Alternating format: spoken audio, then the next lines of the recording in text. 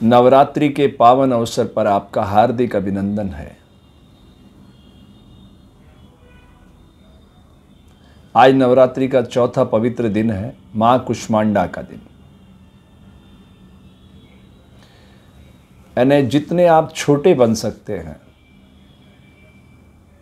बिल्कुल घास की तरह, तृण की तरह, उतना प्रकृति आपको विराट बनने का अवसर देती है।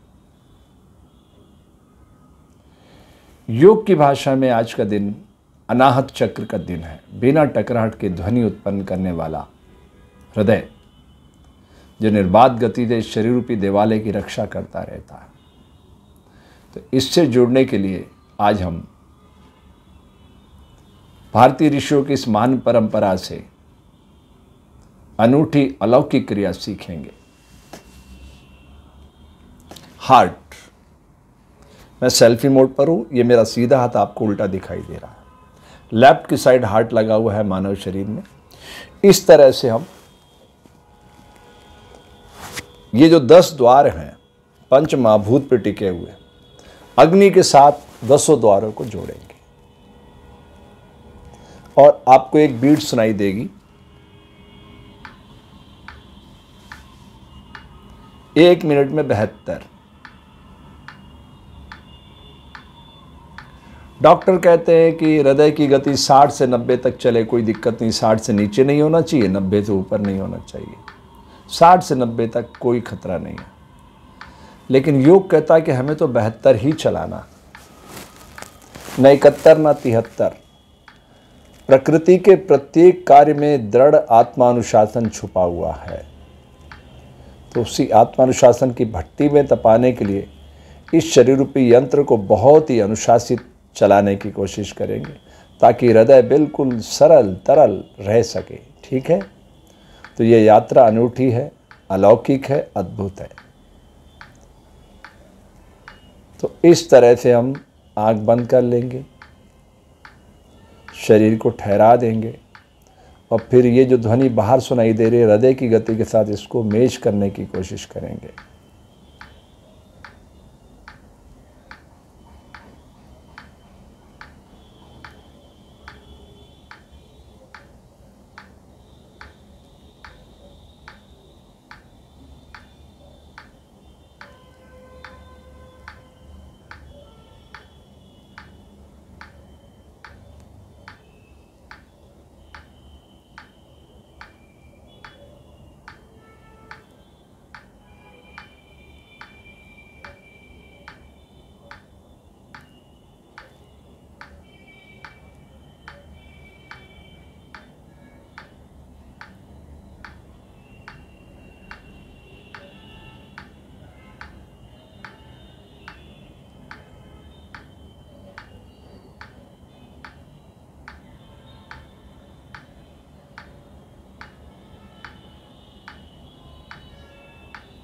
तो इस तरह से ये 1 मिनट हुआ।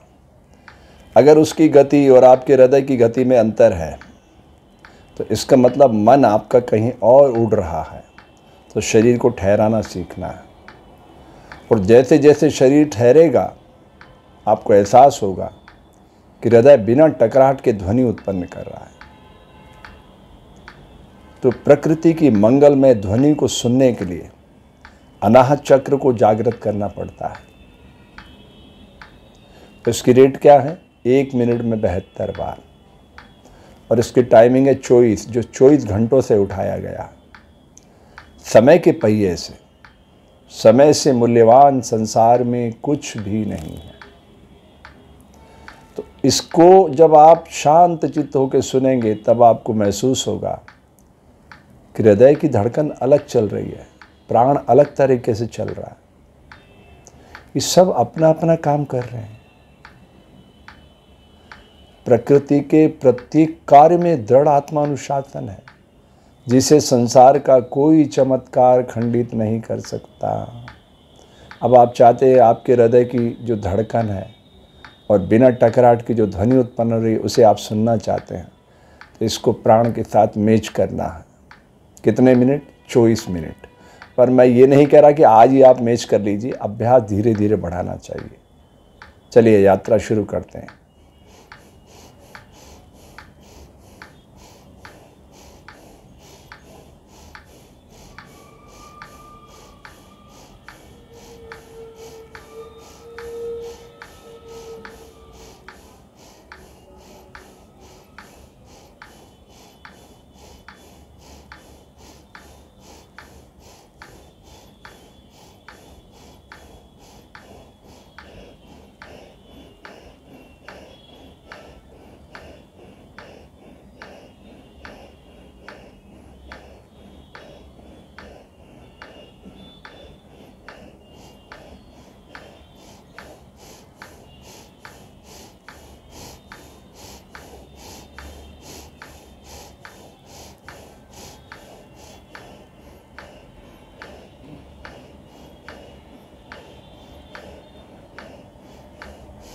तो इस तरह से 1 मिनट हुआ। अब शांत चित्त 1 मिनट इस ध्वनि को सुनने की कोशिश करेंगे।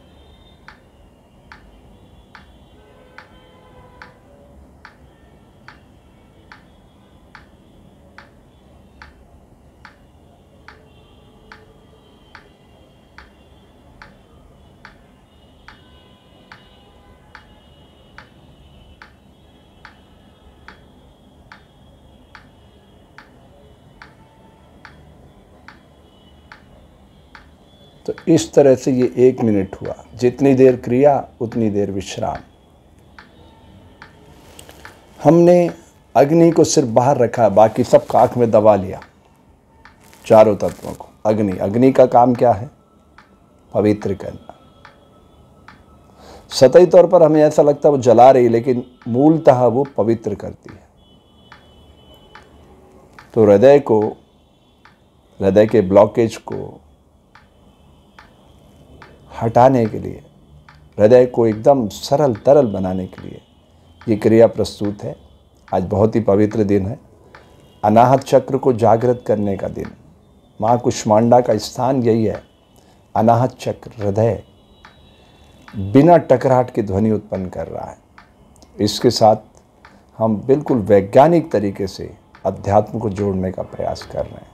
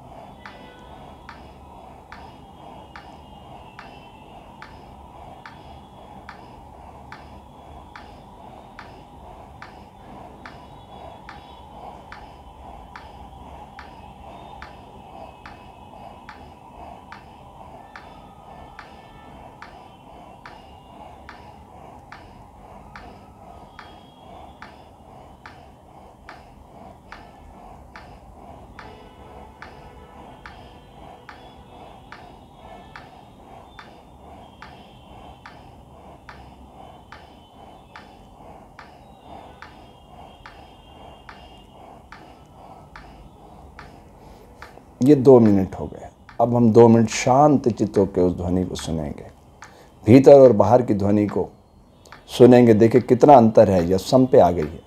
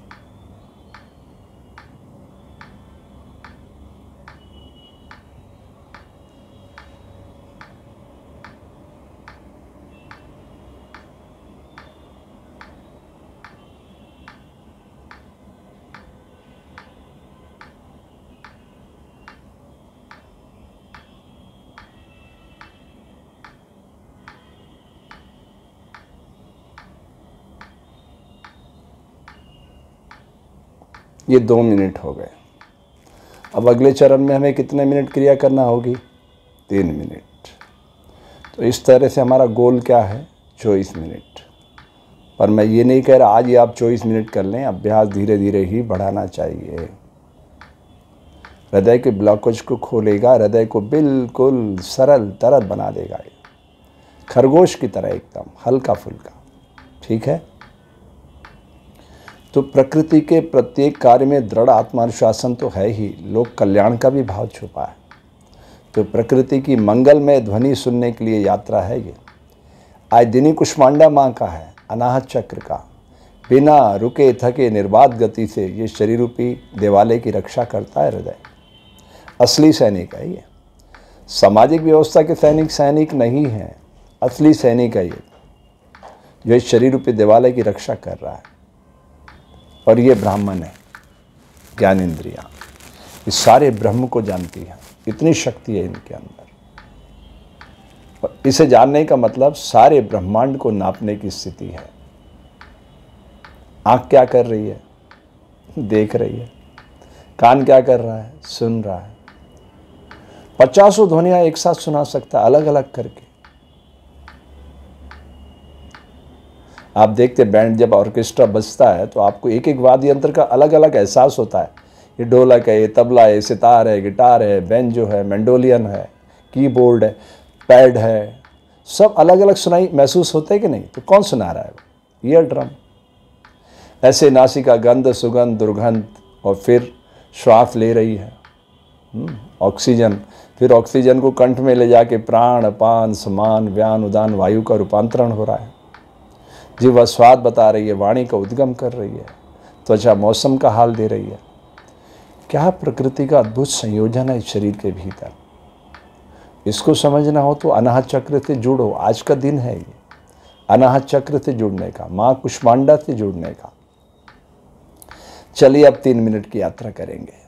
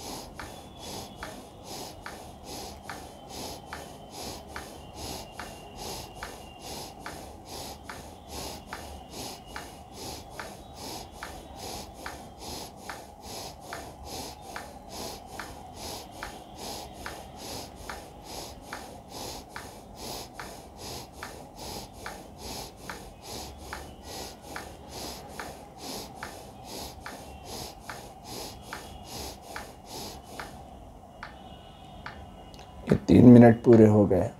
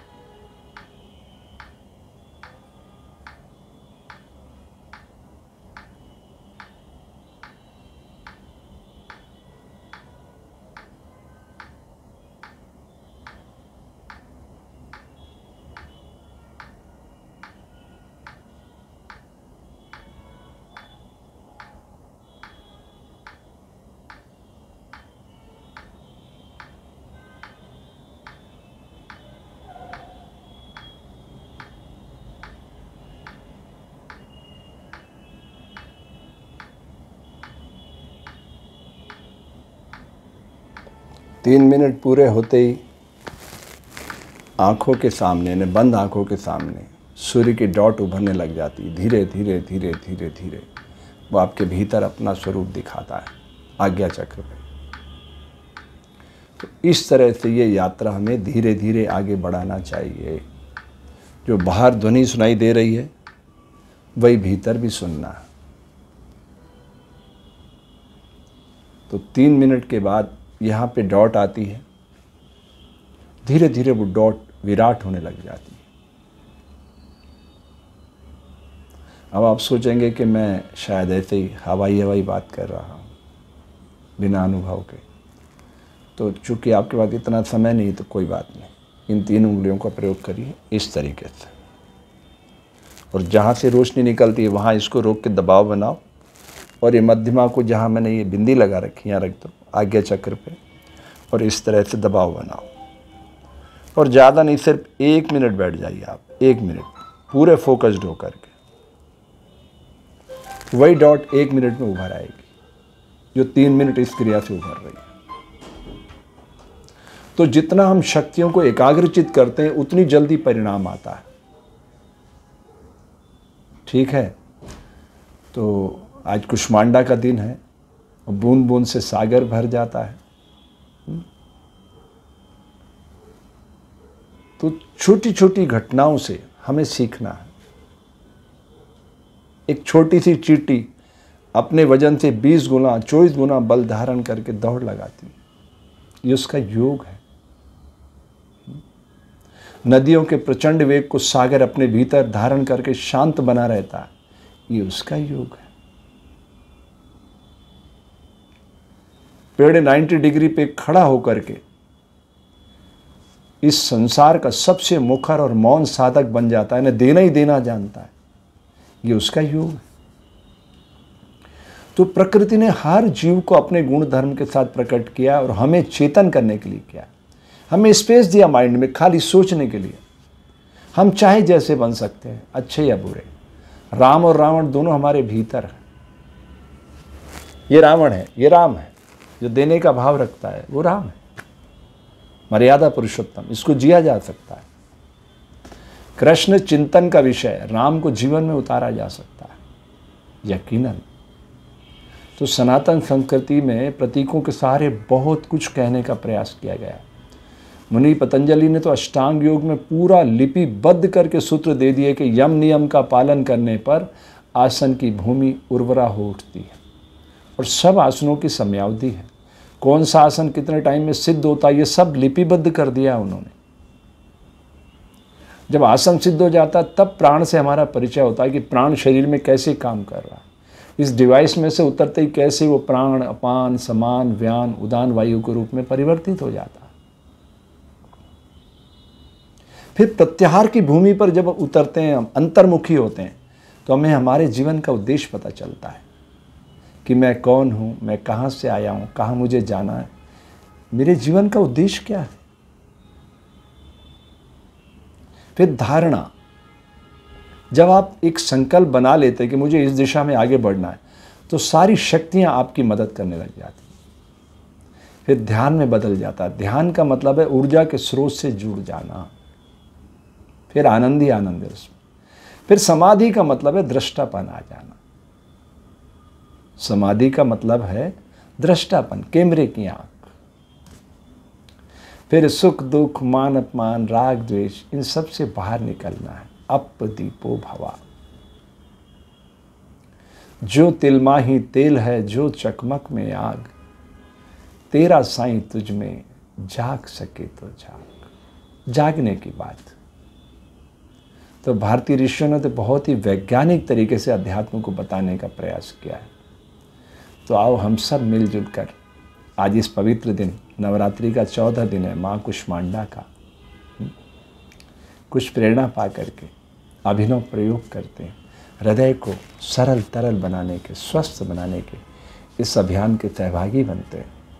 मेरा ये YouTube चैनल है योगा दर्शन केंद्र। आप अपने इष्ट मित्रों को भी ये सब्सक्राइब करने के लिए प्रेषित कर सकते हैं लिंक इसकी।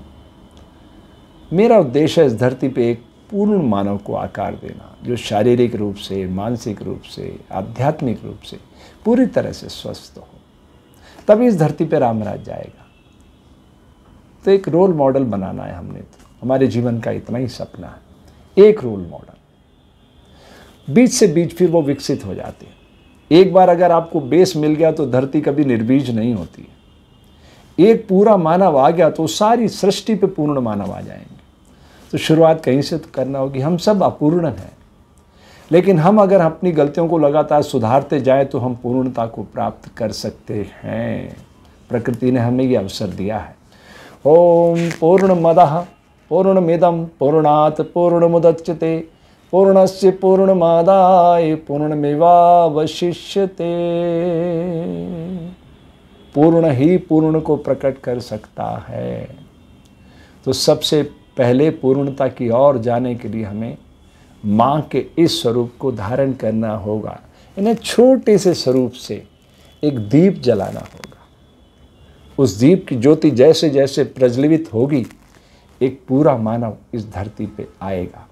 और ये धरती तो स्वर्ग ही है। बस इससे हमने आपस में शरीर के अंगों के मानिंद एक दूसरे की मदद करके उस स्वरूप में ढालने का प्रयास करना है। आप सबके मंगल की कामना करता हूँ।